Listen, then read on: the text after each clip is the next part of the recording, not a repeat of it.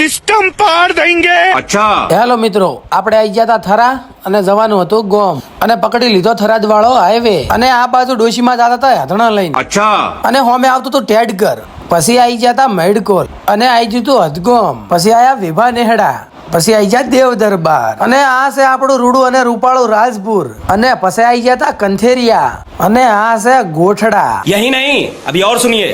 અને આજે બંકો જવાનો હતો હાહરિયામાં અને પોતાનું મોઢું ભાળીને તમને લાગતું હશે કે હરખના તો કોઈ ઠેકાણ જ નથી.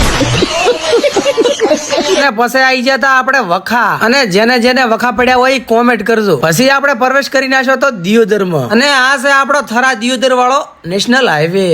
પછી આવી જતા આપણે ચોકડી ઉપર ભેગું થાને. પછી આપણે લઈ લીધું તું 105 કિલો તરબૂચ અને નીકળી જતા બજાર સાઈડ. પછી આપણે સડી ગયા હતા પુલ ઉપર ને ઓય જાતું હતું સારી કરવાનું મશીન, કોઈને સારી કરાવી હોય કહેજો. પછી આપણે ખાઈ લીધી 5 રૂપિયાની પાણીપુરી.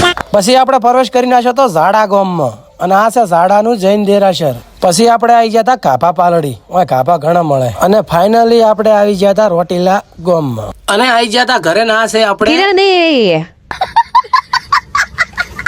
અને પોતે કેમેરો ભાળીને શરમાઈ ગયા હતા. પછી અમે બેસી ગયા હતા જમવા અને આ છે ગલગલિયાન શીકલિયાન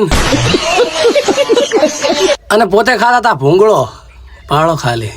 આ હા હા હા. પછી અમે ભાળવા બેસી ગયા હતા વિવાની કેસેટ અને આ બાજુ તો ચાલુ હતા ગરબા.